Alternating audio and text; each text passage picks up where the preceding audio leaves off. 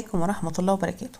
طبعا كلنا عارفين وسمعنا عن موضوع النسكافيه المضروب في السوق، وبما اننا هنخاف على نفسنا ونخاف على عيالنا عشان كلنا بنحب نشرب نسكافيه الصبح بدري لما بنصحى من النوم، فانا هعمله في البيت.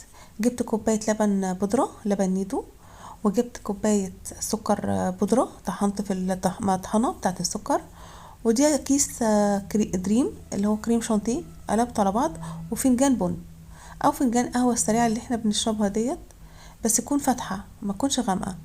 عايزة تغمقيها حطي عليها معلقة من البن الغامق عشان يبقى غامق شوية، بس هو كده يعني انا بحبها كده عشان ما تبقاش مرة. وادينا هجربه قدامكم وهتشوفوا شكله عامل ازاي.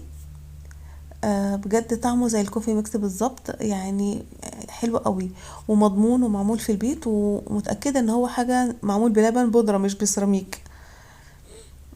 وهنا لو عايزين تحطوا سكر وانتي بتعمليه سكر عادي حطيه وقلبيه عادي، هيبقى برضو حلو معاكي.